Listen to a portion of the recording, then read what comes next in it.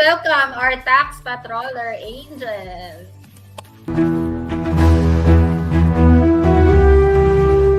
Mabuhay, Tax Lifer! Again, I'm Angel Gamayo, your angel in doing business. Makakasama po natin si Ember Eheñas, isang entrepreneur at business owner here in Cavite. Tara't samahan niyo akong pakinggan ang kanyang kwento. Hi, ako nga pala si Ember Eheñas mula sa BAE Builders Incorporated. We are manufacturers of high-end aluminum glass doors and windows since 1997. Ang galing. Tagal na, since 1997. At dahil dyan, paano naman po kayo nag-start sa negosyo? Bale, this is originally founded by my parents. Nagsimula sila ng almost zero capital. 4,000 ang starting capital nila hanggang sa lumago ito sa pamamagitan ng pre-sell and sa tiwala ng mga customer na nagpatuloy hanggang sa maabot namin itong ganitong level ng manufacturing. Ang galing naman po. At dahil dyan, ano po ba yung isang million question regarding Dami, isang million. Kaya niyo ba yan? Regarding po pag pumasok po sa entrepreneur, yung saan po ba tayo nahihirapan? Bale, nung nag-start pa lang yung business, syempre si mommy at daddy yung nakatutok. Especially yung mommy ko yung nakatutok pagdating sa mga admin works. Since ang daddy ko, nakafocus siya sa production. Dahil dalawa lang silang nag-start nung business, so si mommy sa admin, then si daddy naman pagdating sa production. So nagsimula kami as DTI, under DTI, sole proprietorship. And then yun nga, since nakasali ako sa aming community, shout out sa aming community, KMG, KMCC, Kasosyo Core community. Doon ko na nalaman yung iba't ibang level ng entrepreneurship at natulungan ako nito ng gusto kung paano ang dapat na step by step na gagawin hanggang sa ako na yung nagmamanage ngayon, which is itinawid ko from sole proprietorship. Napayuhan ako kasama si Kasosyong Angel, napayuhan kami na gawin na itong korporasyon para sa mas malaking oportunidad at sa mga next level na mga dapat naming tahakin sa business. So from DTI Sole Prop, naging corporation kami sa tulong ni Kasosyong Angel at sa kanyang team, sa kanyang firm. So sila na naging bahala doon from transforming from DTI to corporation. So ano yung madalas na pagkakamali ng mga MSMEs pagdating sa tax at saka kung ano yung mga akala nila madalas yun mas iniiwasan nila yung tax mas nakakamenos sila. Ano ba yung mga mali na madalas na gawin ng mga nag-start pa lang sa pagbi-business? Ay, salamat po sa inyong katanungan. Sosyong Ember Eheñas, ayan. Kasi sanay tayong tawagin niyang kasosyo. Kasi yun ang tawagan namin guys As sa business aming partner. at saka sa community namin, puro mga kasosyo. So yun. At sasagutin nga yan ng ating mga tax expert. Yung tanong nyo, kahit ako gusto ko rin malaman. At kung paano pa natin mapapalago yung negosyo at maintindihan yung tamang taxation. Tama. Kasi akala natin kalaban natin yung tax, laging nagpapahirap sa atin, pero meron bang malaking tulong for our business? Paano makakatulong ang taxation sa ating business? Yan. At dahil dyan, back to studio po para sagutin ang tanong ni Ember Eheñas po na isang entrepreneur at business owner here in Imus, Cavite. Okay. Back to you, studio. Ayan, thank you so much, Patroller Angel. So, Palakpakan the floor naman is natin yours. si Tax Patrol. Palakpak muna. Parang may sound effects. Ayun. Thank you. Thank you, Tax Patroller Angel. At yan na po nagtatapos ang aming... Ay, may tanong pala. May tanong. May tanong. Ano ba tanong? Ano ba tanong niya? Ano daw po ang madalas na pagkakamali ng mga business owners? Kasi minsan sa kagustuhan nilang iwasan yung tax, parang in the end mas napapamahal pa sila. So ano yung mga madalas na pagkakamali, anong dapat iwasan, anong dapat gawin para in effect, okay, tama lang yung tax na babayaran. O Mike, Tama ba ano ako? masasabi mo? So, Gulatan pala to. nagutuloy ako. Ano eh. Sige. Buti pa yung Isa-isahin tax, natin. buti pa yung tax may nagmamahal. Nakarinig True ko din. yung pagmamahal. Oo. Oo. Pero Ano nga ba hindi kasi, mo- no? Oo. Hindi Pero, ka rin okay hindi- na tax kasi iniiwasan ka pala. Nagmamahal ka pero Pero- iniiwasan ka. Pero no choice ka, 'di ba? So, pipilitin mo na lang mahalin. Yan ang commitment. Ganun dapat magmahalan. Ano, Mike, Choose sabi mo? each other Para every na iba day. yung Okay. topic. Lumayo tayo. Sige, Okay. lumayo tayo. Sige, pero bago ang lahat, magpapasalamat kami kay Cass pala, no? Cass Ember, sa pagpapaunlak mo Yes ng po. interview. Alam ko po, masigasig kasi ito si Tax Patroller Angel. Sana hindi ka na stress. Pero nakita ko naman relax si Cass Ember kanina, di ba? Ganda ng office, no? Pero ano natin yung background, no? Manufacturing siya. So pag mga Yes. kailangan kayo dyan ng mga doors, di ba? Parang alam ko, aluminum doors. Aluminum supplies. Apo. Aluminum supplies, mga kailangan nyo po, Yan, si Ember po, BAE. Ayan, parang naalala ko si Builders Salt Bay. Inc. Oo, BAE Builders. Si Salt Bay, yung pag nag-asin siya, pinapadaan niya pa sa siko niya, di ba? So, ayan. BAE, ang daling tandaan, BAE. Tapos hanapin nyo lang. So, si Cass Ember. Diba? Ganda ng pangalan niya. Okay. Ang tanong niya, Mike. Ano ba tanong, Mike? Ikaw magtanong. At ako sasagot. Huwag ka mag-alala. Ano daw, sir, Para ang makapalaban madalas na si Mike. Kakasakit lalo si Mike dito eh. Ano ang madalas na iniiwasan ng mga negosyante pagdating sa tax? So, pagkakamali ng mga SMEs. pagkakamali ng sa taxation? Madalas na pagkakamali.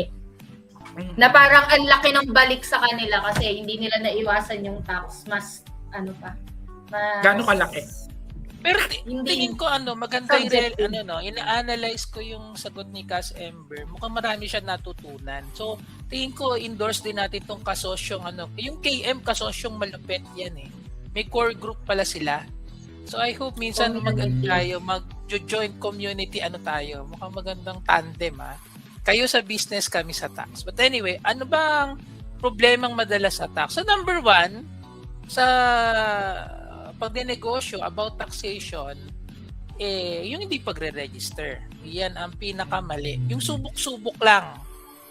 No, lalo na sa panahon ngayon na punong-puno tayo ng penalty, yan ang pinakaunang pagkakamali. Huwag mag-register. Kasi ang katwiran ng isa, subok lang. Kasi once nahuli ka na hindi ka hindi ka naka-register, ay naku po, ang laki po ng problema nyo, magta-tax evasion kayo, which is a criminal case. At hindi pwedeng baliwalain dahil ang criminal case po may karampatang kulong yan, no, for not obeying the law. So, number one, dapat mag-register. Now, assuming nag-register ka, siguro yung next na pagkakamali na madalas, yung mga type ng tax na nire-register. No?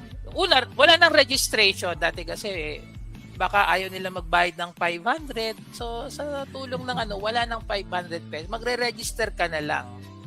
Ngayon, kapag hindi mo in-identify yung tax na nakalagay doon, walang nakasulat sa registration mo. Pwede ba 'yun? Mag-register ng walang nakasulat? Opo, sa branch. Means kung marunong po kayo registration ng branch, nakalagay lang doon registered pero walang tax type. But optional, mag-register ng ibang taxes. Now, pag nagre-register, ang madalas nakakalimutan, Mike, alam mo ano madalas nakakalimutan na tax? Kapag nagre-register, ano madalas? Madalas nakakalimutan withholding tax. Withholding tax. Oo. Kasi may income tax for sure.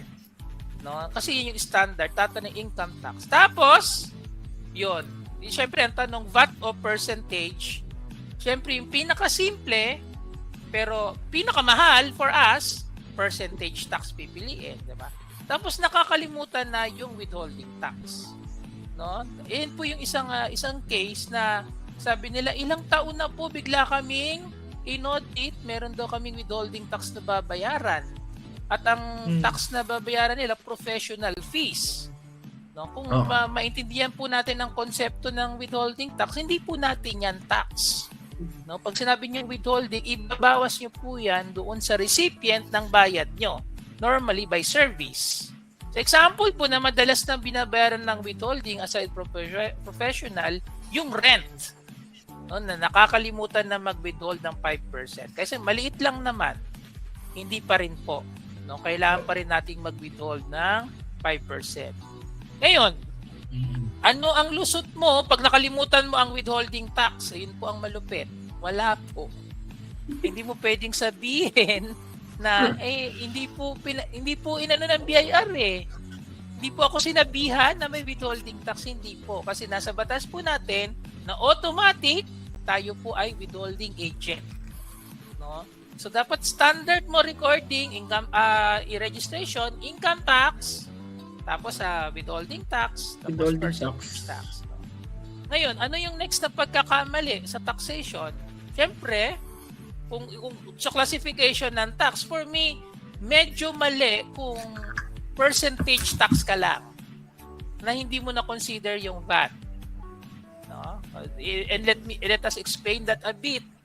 Kasi parang kung nangangarap ka maging malaking business, eventually, pag umabot ka ng 3 million in the basic ng mga business, masasubject ka rin sa VAT. No? Bakit disadvantage? Kung bakit hindi ka magbabat? Kasi sayang yung input VAT na makukuha mo sana at the start of the business. Imagine niyo po, no? Kung ikaw ay manufacturing at heavy ang inyong investment sa mga property and equipment, hindi nyo na po mapapakanabangan yung mga input VAT noon. Kaya dapat i-consider nyo na mag-VAT kayo. Secondly, sa VAT, minsan po pwedeng negative ang VAT. Samantalang pag percentage tax, for sure, pag may sales kayo, meron kayong percentage tax. Kaya lagi namin ina-advise, huwag automatic na percentage tax ka na lang. No, minsan, madalas, hindi lang minsan, sinasabi ng mga consultant, percentage tax na lang. Kasi, mas madali ang work nila. Kaya dapat po maging matalino tayong negosyante katulad ng mga miyembro ng kasosyong malupit, core group. Bakit ka VAT? Bakit ka percentage tax? It matters. Lalo na kung meron kang malaking pangarap. Imagine nyo, no? Ayaw mong lumaki ang business mo kasi ayaw mong mag-VAT. Diba? Ayaw ko lumampas ng 3 million. Paano tayo yayaman yan? No? Sa category po ng business, nasa micro ka pa lang. Hindi ka man lang naging small. Kasi po sa category ng BIR, pag sinabi mo small business, ang sales mo ay 20 million. No? Greater than 3 million, at least 20 million. So kung may pangarap ka maging malaking business, dapat i-consider mo na mag-register ka ng VAT. Okay? Tapos isa pa, ewan ko, madaldal na ako at lagyan nyo ako ng warning, baka may time check. Kahit ano, kailangan pa rin natin mag-time check.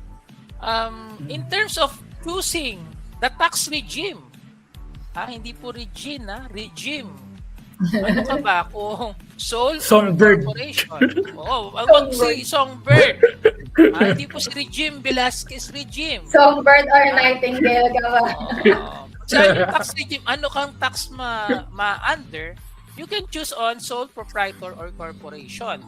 Pag sinabi mo partnership, parehas lang po yan ang taxation ng corporation and worst, no? And worst kasi nawala yung ibang advantages of corporation. So, wag po kayo mag-partnership. Mahirap po at saka nadi-dissolve. Pag na-dissolve, tigil negosyo. More on that in the future.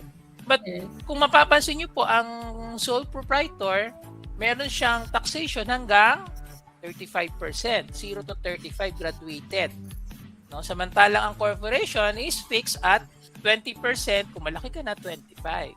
Although sasabihin nila agad, mas simple yung 8%. Wala ka pang percentage tax. No? Ako na po nagsasabi sa inyo, sa tagal na ng practice natin, mas mahal po ang simpleng taxation. Mahal po yan.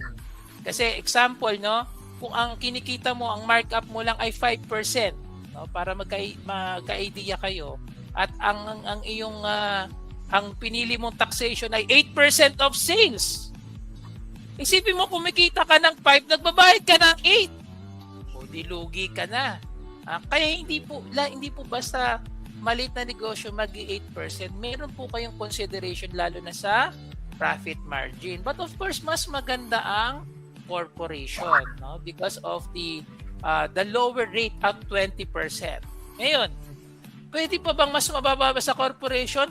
Aba, kung kaya mo mag-kooperatibang mag-isa. Teka muna. Atras tayo konti. Kasi corporation, pwede kang mag-isa. Diba? Yes. Nilinaw lang natin. Kooperatibang mag-isa, wala pa atang one-man cooperative. Pero marami ako naririnig na ganyang klaseng kooperatiba. Pero huwag niyo pong gawin yan. Kasi sa cooperative, at least 15. Ngayon, with the passage kasi ng revised corporation code, nagkaroon ng one-man corporation. So rather than sole, ba't hindi mo i-try yung one-person corporation? Now, mababa pa ang kita ko, ba't ako magbabayad ng tax? No? Yun nga po, dapat ang realization natin, kailangan magbayad ng tax. Kasi po, yan po yung dahilan, kaya kayo nakakapagnegosyo. Ituring natin ang tax parang renta. No, kung nagre-renta po kayo, parang nagre-renta kayo sa bansang Pilipinas, magbabayad ka ng renta. Ngayon, kung ayaw magbayad ng renta, makakaalis ka na. No? Saan ka kaya pupuntang bansa? No, wala ka nang makikitang katulad ng sa Pilipinas. Napaka-active ng wildlife. Iba't ibang klase ng exotic animals, kawa, crocodile, name it, we have it. Joke lang. Crocodile sa kalye. Oo, maraming crocodile. Naalala ko pala, Mike, ang dami palang klase ng crocodile. Meron pang alligator. Kakaiba ng alligator, crocodile, ano pa ba? Madami. Pero ang tawag natin lahat crocodile. Crocodile. Diba? Walang pinagkaiba sa mga politician. Lahat sila. Teka. SPG. Nanan tayo. Yun na. Ang programang ito ay rated SPG. Striktong patnubay at gabay ng magulang ang kailangan. Maaaring may masiselang tema, lengguwahe, karahasan, sexual, horror o droga na hindi angkop sa mga bata. Oo nga pala, nakalimutan ko. May feelings pala sila. Kaya may tinatawag na Nasasaktan pala crocodile sila. tears. Nasasaktan. May Crocodile tears. Sorry. Sorry po. Sorry. Tuloy nyo lang po. Hindi kami nasasaktan. Kayo lang nasasaktan. But anyway, ang sinasabi natin, yung pagbabayad ng tax, pagmamahal sa Pilipinas. Yeah. Wala po kayong hindi nyo mapipili kung saan kayo mapibilang na bansa. Ang kailangan talaga natin pagmamahal sa bansa natin. Kung marunong kasi tayong magmahal, tingin ko wala tayong problema. Kaso nga, hindi natin mahal yung bansa natin karamihan. Nilalahat ko na, hindi kasama yung crocodiles dyan. Lahat tayo. Kaya sana magsikap tayong magmahal. So magbayad tayo ng tax. Yan ang una natin titingnan. No? Huwag natin kung sabihin nila ibubulsa or what. Ang kailangan po natin magbayad bilang mamamayan ng Pilipinas. So napalayo tayo, napaka-crocodile sa nakuhuminto. Sa sir? Sa pagbabayad ng crocodile. tax. Okay. Oo, talaga gusto mong puntahan ha? Oo, sa crocodile. Meron pala Wala sir tayong maliit na magagawa. crocodile. Meron, baby crocodile. Hindi, meron May baby talaga shark maliit nga na eh. siya. Ano Dwarf tawag? crocodile. Ano nga? Dwarf. Rocks. Dwarf crocodile. Grabe. Meron talaga sir, ang kulit niya. Hindi ko alam kung makulit ikaw o yung crocodile eh. Nilagyan mo lang ng dwarf crocodile pa din. Anyway, baka nga alam nyo, masama na yung loob ng crocodile. Kasi nature nila yun. Bakit nila ginagaya? Wala siyang ginagawa. Crocodile siya. Bakit? Kung pwede lang magreklamo yung mga crocodile, ewan ko lang. No? So, ayun nga po. Kamusta na kaya sir yung crocodile natin? Yung crocodile natin sa Davao. Crocodile sa Davao. Si Bok. Hindi natin na pangalan. Hindi pa natin na pangalan. But anyway, tingin ko unfair sa crocodile. So, itigil na natin yung crocodile. Okay. Ah, kasi parang Advocate ka yun pala ng crocodile, sir. Oo nga save the real crocodiles. Ewan ko ba ba't ano. But anyway, balik tayo sa tax. So ayun, Okay, tax. tax, ano pa ba? Yung isa pang pwede nyong tingnan, yung BMBE. Ulit kami dyan. Yung Barangay Micro Business Enterprise Act. No? Kung kayo nag-start ng business at ang asset nyo 3 million, mag-register kayo para ma-tax exempt kayo. Wala pa rin tatalo sa zero. Zero Yes. po ang tax niyo for the next 2 years. So ngayon, kung ayaw nyong lumaki, gusto nyo lang maging micro, di wow! So, diba? Pero yun nga po yung counterproductive. Dahil sa pagtitipid nyo sa tax, ibig sabihin, ayaw nyo na bang maging malaking business? Diba? Marami pa pong paraan ng pagtitipid ng tax. No? Kailangan nyo lang po muna, syempre, lumaki. Tapos mag-hire kayo ng maayos na accounting department. Ayun pa isang pagkakamali siguro, no? Yung sa una. Yeah. Yung ang tingin mo Tinitipid. sa accounting, mura lang. Oo. Kaya napapamura yung karamihan sa mga businessman. Kaya simple lang ang accounting. How we wish. Simple lang accounting. Simple Pero lang. it's complicated, no? So, ang dami nag-o-offer ng seminar, Mike. Di ba? Parang one-day seminar, accounting for non-accountants. Hindi ko alam kung gaano ka-effective, no? Pero kung gusto niyo ng matibay-tibay na accounting knowledge and taxation, di ba, Mike? Meron ba silang pwedeng puntahan, Mike? Sa byway. Ayun, sa byway. Oo. Tuturuan kayo ilang months. Ilang Yeah. months yung bookkeeping, Mike. Well, may 3 months tayo, sir. Meron tayong Oo. self-paced. Meron May din tayong self-paced. 1 week. May 1 week. Depende sa anong gusto mo. Kung mabilis ka. Bago yung 1 week, ha? Ngayon, paspasan Workshop na yun, ngayon. sir. Face-to-face Oo. pa. Oo. Kaya kailangan kasi pagtuunan nila ng pansin yung accounting and tax, no? At hindi siya simple. No? So yun lang po yung mga tingin kong as to katulad ng sa kanya, 'di ba kung naisip niya sana ni Ka Ember, maganda na yung business niya 1997. Hindi pa ako CPA niyan. 98 ako na yung CPA. 1 year old pa lang ako niyan. Lilinaw ko lang.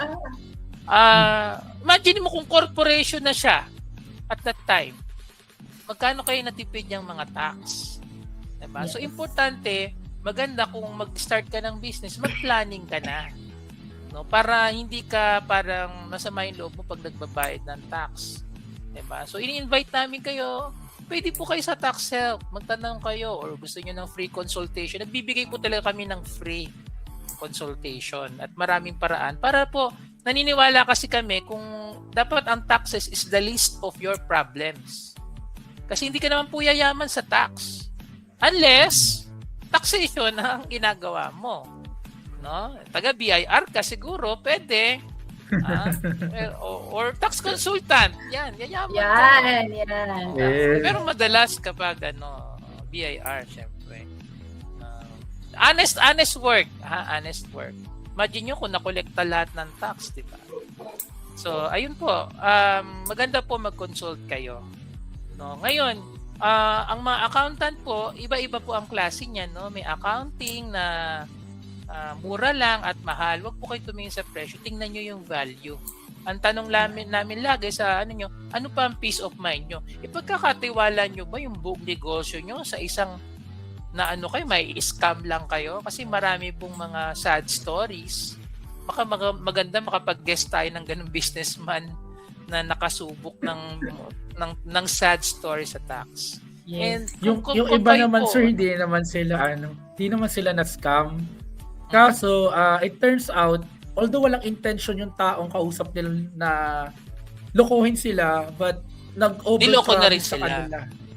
Pero so, hindi rin overpromise, Under- under-deliver. Delivery. Kasi Kasi nga po, pagdating po sa pagpili ng accountant, kung ang criteria nyo pababaan, marami kayong makukuhang mababa. Kaya sana po, tingnan nyo yung value na titingnan nyo. Kasi yung iba, na-experience namin, nung nagkaroon ng masamang experience sa kumuha naman ng sobrang mahal. Hindi pa rin na-solve. Hindi pa rin. So, hindi naman po sa sinasabi namin, kami na lang ang pagkatiwalaan nyo. Tingnan nyo din po talaga. What is you fit sa personality ninyo?